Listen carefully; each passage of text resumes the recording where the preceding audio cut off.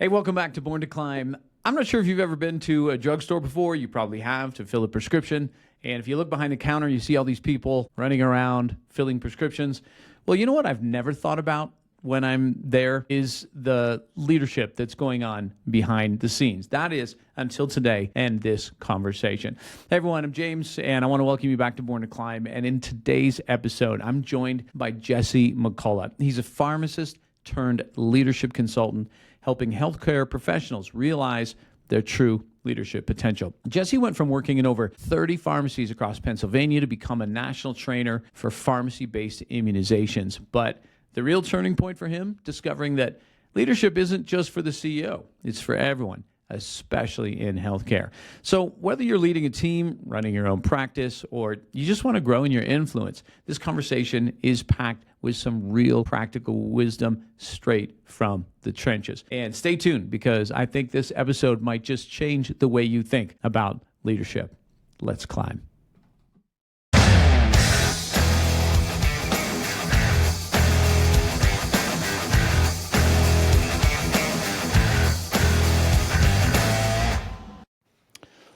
Hey everybody, welcome back to the show. And I am here today with Jesse McCullough. Jesse, great to have you on Born to Climb.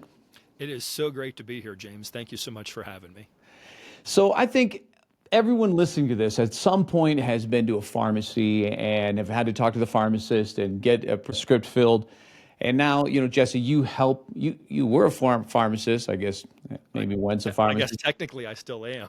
Yeah, once a pharmacist, always a pharmacist. Yeah. Now you help pharmacists really up-level their leadership skills. And so before we get into that, I want to just go back in time a little bit. How did we get to where you are today? What's that journey look like? That's an interesting journey, James. I'm a pharmacist from Northwest Pennsylvania. I live in a small town. My hometown's about 1,100 people. There's one stoplight. And whenever I graduated from pharmacy school, there was not even a pharmacy in my hometown. I ended up working in about 30 different pharmacies all over Northwest Pennsylvania, from the shores of Lake Erie to about a half hour north of Pittsburgh, from the Ohio state line as far east as Punxsutawney. So home of the groundhog. I've worked the pharmacy in Punxsutawney on Groundhog Day. I can say that. And I thought my career pathway was going to take me up through middle management. And that was kind of the plan that I had early on, that I would go on and I would become a district manager or regional manager. And that was sort of what I had forecast for myself. But through a series of events, I ended up getting involved in what we called clinical services. Now, for your listener who is not familiar with the world of pharmacy, especially at that time, this would have been 2002, 2003 timeline. Clinical pharmacy was anything that was not traditional dispensing. So when you think of the pharmacy, you go in, you get a prescription filled, whatever. And so this was anything that was not along those lines. And one of the first things that I got involved with was around pharmacy-based immunization. So 20 years ago, you probably would be hard-pressed to find many pharmacies where you could go to get, say, a flu shot, right?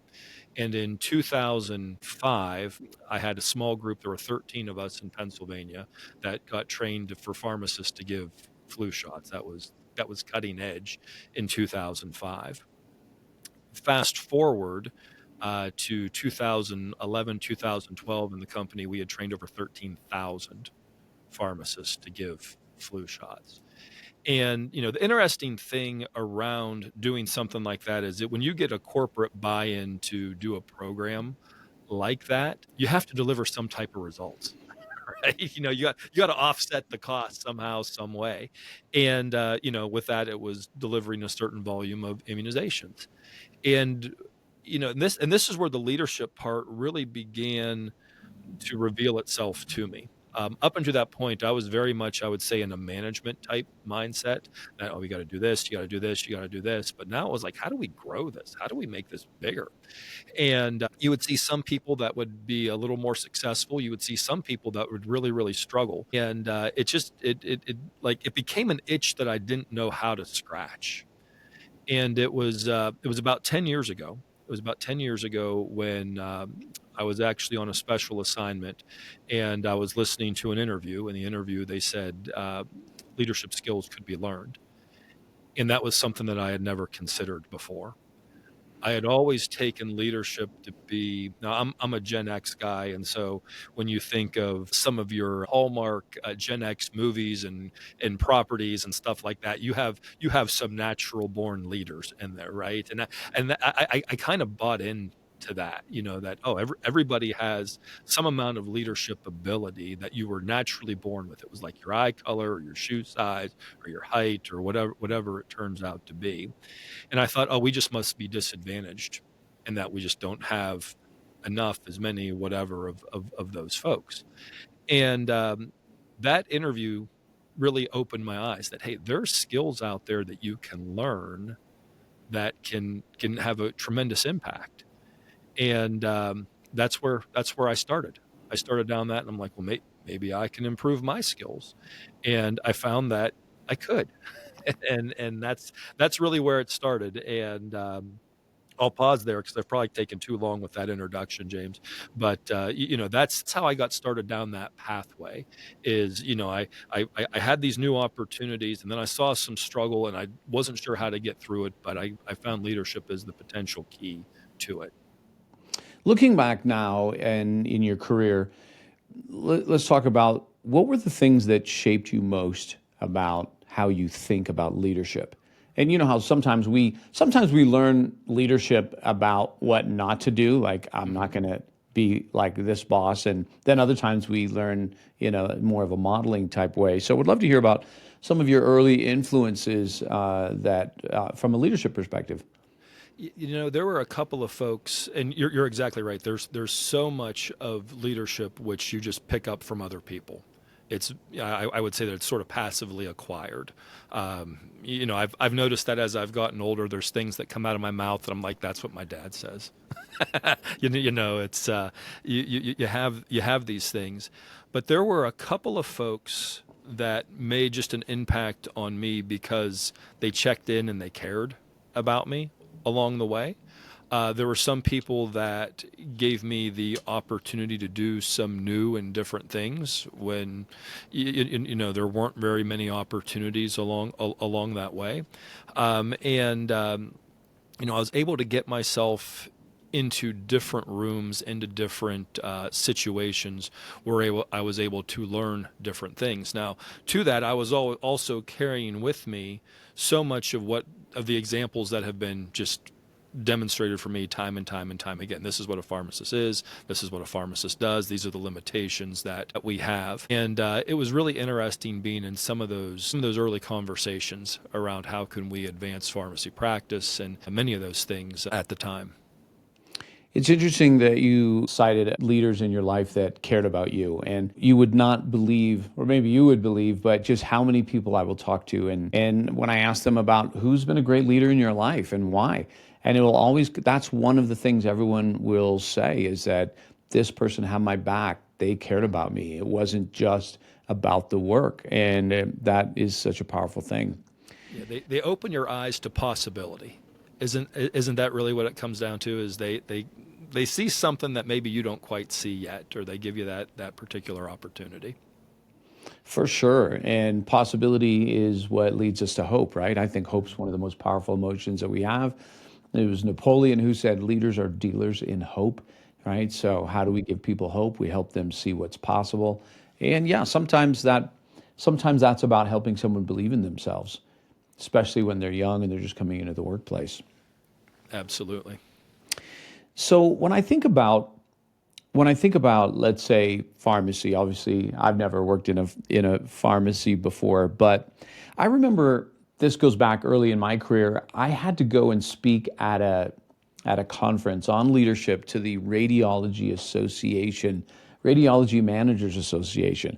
And, it was one of those assignments where I thought, okay, well, talking about leadership's no problem, but I really wanted to understand a bit more of like their world, because it's not just the principles, it's how do you apply them. And so it just so happened, this was an unfortunate event in our family. My father had a stroke and he was in the hospital. And so I had multiple days in this little tiny hospital. And so I thought, well, I'm going to go down and talk to the radiology manager and find out a little bit about, their world. So I go down there and he wasn't in. and one of his employees was there, and we're talking like this is like in the basement of this old hospital. It's dark, it's dingy, and not the place you'd want to go to get an x-ray. But I said to her, because she said, oh, he's not in, and I said, okay, well, all right, well, I'll talk to you then. I said, tell me a little bit about the department here, and tell me a little bit about your boss. And the first words out of her mouth, she said, oh, my boss, he's so inspirational, he's so visionary. And that took me back a little bit, because I'm looking around. We're in the basement, and hospitals can be heavily siloed. They can be a lot of bureaucracy, a lot of red tape. And I said, how so? How is he visionary? And she said, oh, he has such a vision for how this place is going to be. She goes, you see that machine over there? That's state of the art. We're the only ones in this part of the country that have that. The reason we have it is because he went out, got the board to agree to it.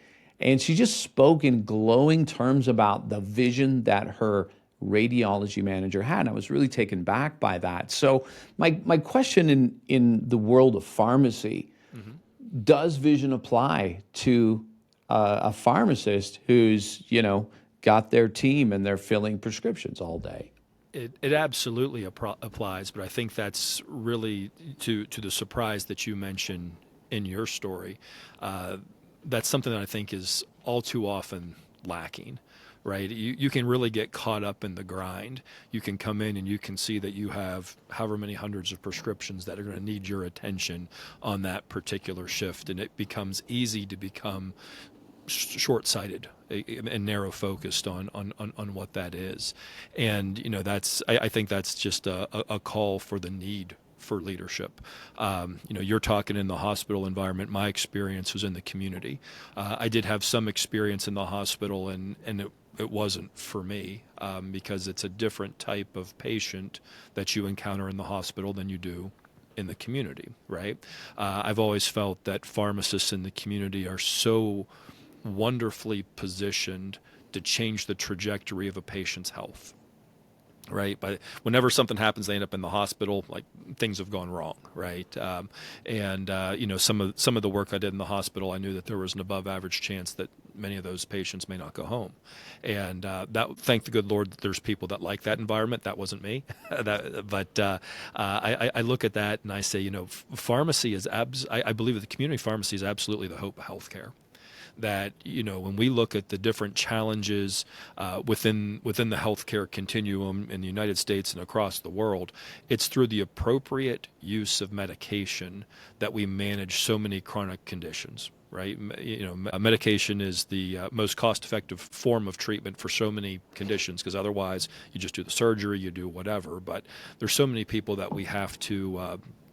We have to provide care for with medications, and that requires the ongoing monitoring for safety and efficacy of those medications. And a pharmacist in the community is so well positioned to do that. However, to your point, the daily grind can sometimes make that can make that vision a little blurry. Right, you can get distracted from that because of the various things going on, the insurance issues, the supply chain issues, you name it, the support staff issues, you name it. There's all these different things that come up, which is why there's such a need for leadership training and development within pharmacy and within healthcare in general. Yeah, I think some industries are definitely, they're more difficult to lead in than others, but for those of you who are listening or watching this, who you are a leader, whether you run your own business or whether you're a manager in a company, a great question to ask yourself is, the people that work for me, what's the vision that they feel? What's the vision that I have created? Because a lot of times what happens is, especially if you're a mid-level manager, we tend to think, well, vision is for the CEO, it's for the SLT. And yet here you have this radiology manager in a basement creating for their team this environment, this culture where an employee was like, my boss is so visionary, right? So that would be the question. Would your employees call you visionary? And if not, okay, what can you do to start creating vision that excites your team? Because sometimes it's even just what we're going to stand for as a team, right? Who we're going to be known for. It's that call of a better tomorrow, right? That's, the most simplistic form. It's that the vision is that tomorrow is going to be better. We're going to be providing better care, or there's going to be whatever the situation is. Absolutely. And I get it. There's times I just get into that mode of we just got to get a bunch of stuff done, and then it's Monday and we got to show up for team meeting, and then I'm like, it's easy just to launch into like, okay, here's our to-do list for the week. And that's not really that visionary, right? And that leaders need to take that moment to keep reorienting to people of where we're going. So Jesse, I'm curious about your work. When you go into, let's say, work with a pharmacist, what are some of the things from a leadership perspective that you find are the most common problems that you're helping them with? Well, one of the biggest challenges that I've faced with so many pharmacists is that they don't even consider themselves to be a leader. And when you look at the formal training that pharmacists go through, which there's an education part of it, there's an experiential part of it with internships and whatnot that go on. There's so much of that which is so focused on management. It's how do you manage people? How do you manage your inventory? How do you do all those different things? How do you manage your workflow in such a way that you are serving your patients in a timely manner, right? There is a big part of it which is focused on management. And so one of the things one of the first barriers I have to overcome is to help people see that they are a leader. And I actually use an absurd example for this because I'm a believer that everybody on planet Earth is a leader, right? I even believe that newborn infants are leaders. And the example that I use, so this is sort of a timely example. My brother just became a grandfather a couple days ago, right? So my niece gave birth to her first child, and I was telling somebody, that newborn, he's a leader. And they look at me a little strange, and I'm like, well, my definition of a leader is anyone who helps someone at some time get somewhere or do something. All right. A leader is anyone who helps someone at some time get somewhere or do something. So even a newborn is anyone who helps someone, the new parent, get somewhere, which would be to be a competent parent. Which I think those of us that are parents on the podcast here, we might remember that first the day that they told us that we would take our kid home from the hospital, and I was looking around for a lot of help because I certainly didn't feel competent at that point. But that newborn through his cries will be able to lead his parents to know to burp him or feed him or change his diaper or put him down for a nap or whatever the scenario is. And so we need to, when I use that just to help illustrate that every one of us has some leadership responsibility and capacity and obligation, to the folks around us. And, within the pharmacy, that has been a big challenge because there's been such an emphasis just on the management aspect, to manage the payroll, to manage the inventory, all those different things, because there's certain metrics that you need to hit and maintain. We were talking just off air before we started this interview, and some of the work that I've been able to do in hospitals or even dental clinics. And one of the things that when I have a chance, I always want to talk to the providers. So whether that's the dentist, whether that's the doctors. And my message to them is always the same. I just said, yeah, you have to understand the weight of authority that you bring.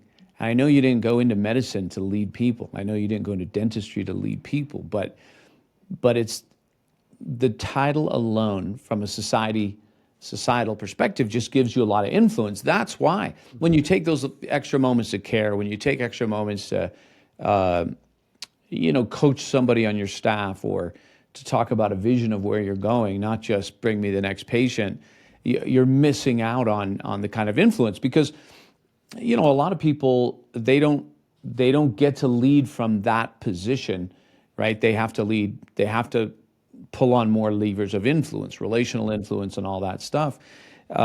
Is it similar in the world of of pharmacology where the pharmacist has that, in a sense, aura like a doctor or a dentist would in a clinic?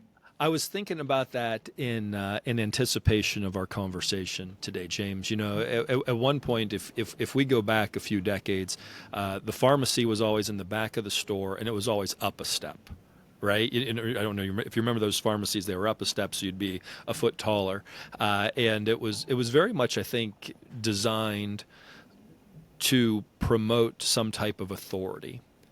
And within leadership, you know, we have these different things to balance. You have the authority, but you also have the influence, and the influence is probably more important when it comes to that. And I think this is something that we all too often overlook. I think to your example with the providers, right? You know, people come to you when their world has been turned upside down. They come to you when they have been given news that, like, time's going at a different rate of speed, right? You know, if it was the good directors in Hollywood, you know, they have ways of presenting this to show that somebody is, you know, out of balance or out of sync with what's going on, whether it's a diagnosis, it's whatever. And they come to you, and you have the opportunity to go back to what you just mentioned a moment ago. You have the opportunity to deal in hope. And that's not something I got right away. I missed that one. I remember working in, I was working in a small pharmacy in a small town in Pennsylvania, and I had a guy that came in, and he gave me his prescription, and he said, "Well, I suppose you know why I'm here." And the answer was no. I don't know why you're here. Sometimes there's this perception that as soon as a patient leaves the physician, that the physician and everybody, they get on a phone call, they talk all about them so that you're completely on the same page. Stuff like that at least has not happened in my experience. But he gives me this prescription, and he says, "How long am I going to have to take this?" And I looked at it, and it was a prescription for a blood pressure medicine. And I missed this because what he was looking for some type of hope. He had been told, "Hey, your blood pressure is high. If your blood pressure's high, you're at high risk for a stroke or heart attack. All these, kidney disease, whatever it was that he was told." And he comes to me, and he's looking for hope, and he says, "How long am I going to have to take this?" And I took a glance at it, and I said, "Oh, probably the rest of your life," which may have been true, right? But I was not sharp enough in those days to deal in hope, to be able to say, "Hey, you know what? This is something you're probably gonna have to be on for a while. But, you know, if we put our heads together and we come up with some strategies, we're going to get this under control, and we can maybe cut it down or cut it off, or whatever it turns out to be." I did learn that lesson. It took me a little bit of time, but I remember it was sometime later a woman came in, and she was visibly upset. She had just been given the diagnosis of diabetes, and she hands me the prescription, and she says, "How long is this going to be?" And I looked at it, and I remember reaching across the counter and putting my hand on hers and saying, "I'm going to get you taken care of right away here. It's going to be whatever, 10 minutes, 15 minutes, but you're going to get this under control."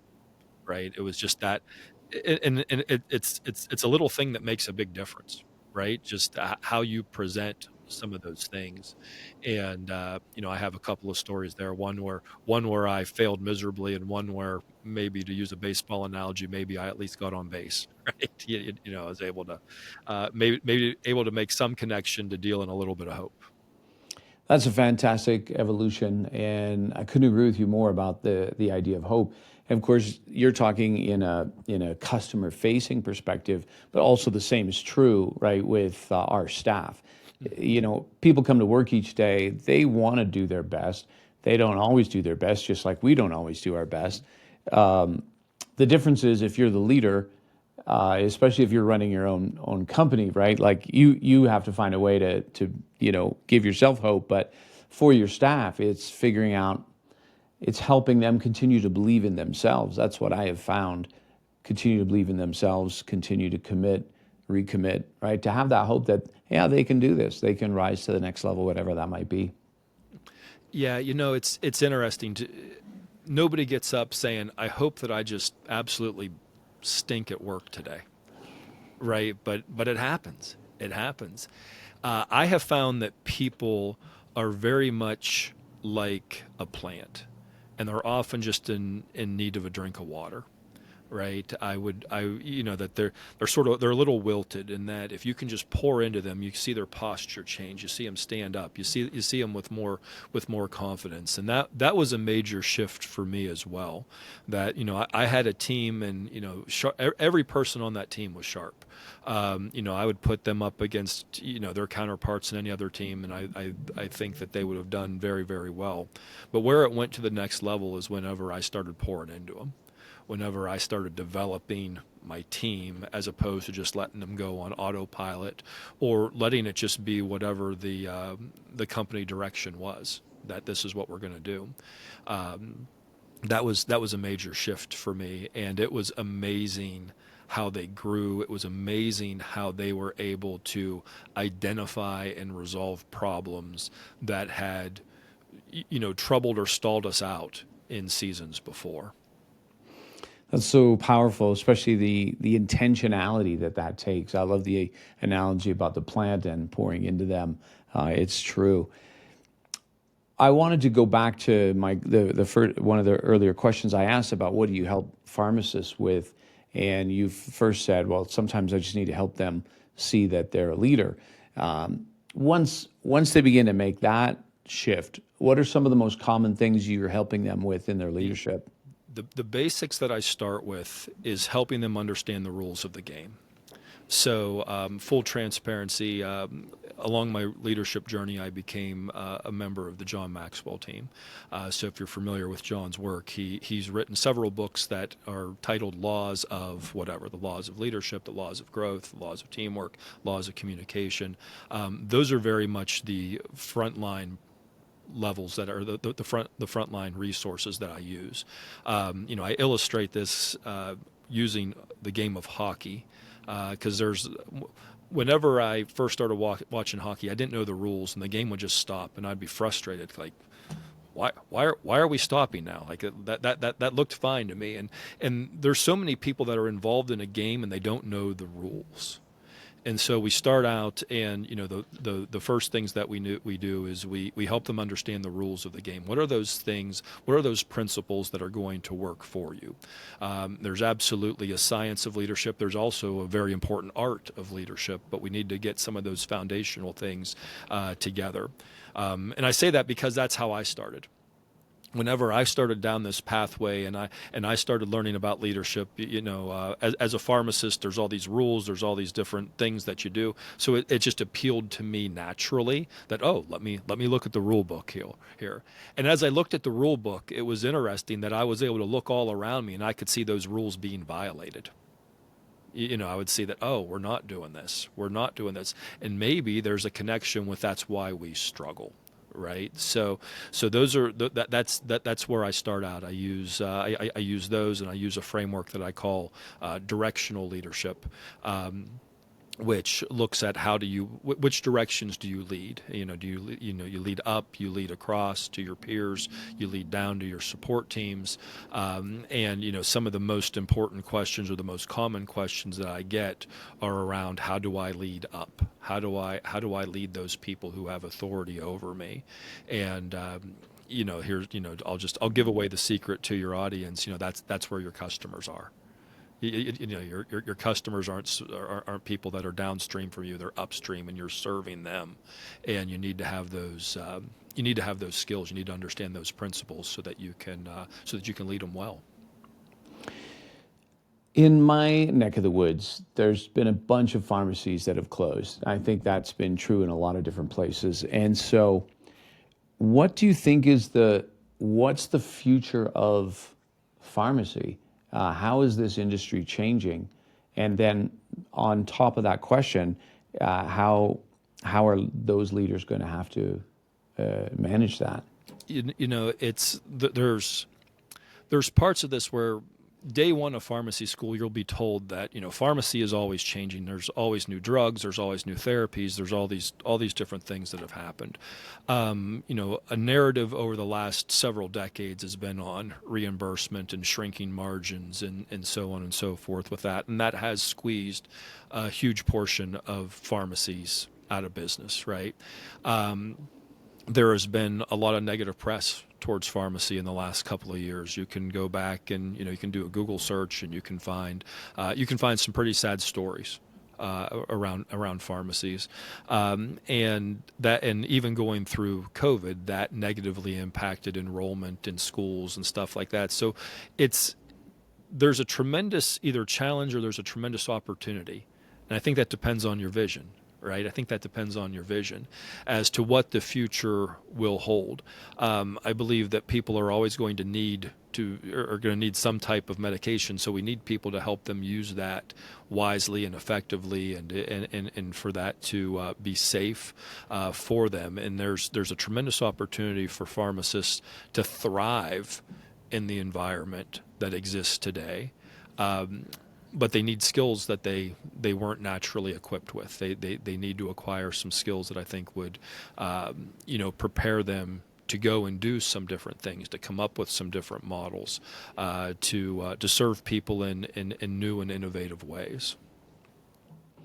Well, Jesse, I love the work that you're doing, and especially in healthcare, where so many people go into that field not thinking that, I'm going to have to lead people, but then they do, right? And then that actually becomes a huge piece of their job. It's just a little bit like you and I were joking before we came on. When you start your own business, you don't necessarily realize you're going into sales, but you are. And so you've got to learn pretty quick, like, how to do it. It's the same thing with leadership and the fact that you are helping a very niche part of the community to become better leaders. And as they're better leaders, of course, they're going to lead better teams. They're going to give more hope to those who show up with their scripts. So I really appreciate what you're doing. Jesse, how could someone get a hold of you? So let's say they are a pharmacist, or they know someone who is a pharmacist and they think, hey, this might be great to talk to Jesse. The best place to connect with me is through LinkedIn at this point. So just search my name, you'll find me. Try to be active on there and engaging with folks. Try to be delivering a little bit of hope. Be delivering just a challenging thought on a regular basis to get you thinking, to get you to stretch, and hopefully open your mind to the possibilities of that better tomorrow. Fantastic. Well, we will have your LinkedIn profile in the show notes. And so for those listening, you can go to jamesrobbins.com/podcast and look for the episode with Jesse McCullough, and you will find his information there. Jesse, thanks for giving us some time today. Talk about leadership in a very unique area. Really appreciate your time, brother. Thank you so much, James. Appreciate the opportunity to share with your audience.